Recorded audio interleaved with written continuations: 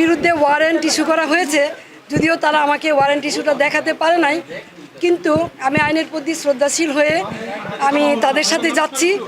আমি আমি দুঃখ প্রকাশ করছি যে তারা রাত্রেবেলা এসেছে, আমি রাত্রেবেলা বেরোতে চাই নাই, তারা সারা রাত আমার এখানে ছিল প্রশাসনের লোকজন, এই জন্য আমি দুঃখ প্রকাশ করছি যে আমি ওনাদের কষ্ট দিয়েছি। আপনারা দেখেছেন যে আমার মহল্লার লোকজন তারা এখানে সারা রাত অবস্থান নিয়েছে। আমি আমার এলাকাবাসীকে, মহল্লাবাসীকে ধন্যবাদ দিতে চাই তাদের এই ভালোবাসার কারণে, যে আপনারা কোনো শৃঙ্খলা আচরণ করেন নাই, শান্তভাবে। আমি আপনাদেরই সন্তান, আপনাদেরই মেয়ে, আপনারা আমার প্রতি যে শ্রদ্ধা, ভালোবাসা, সম্মান দেখিয়েছেন, আমি আজীবন আপনাদের এই ভালোবাসা, শ্রদ্ধা, সম্মান মনে রাখবো। আমার এলাকাবাসী জানেন যে আমি আলী আহমদ চুনকার সন্তান।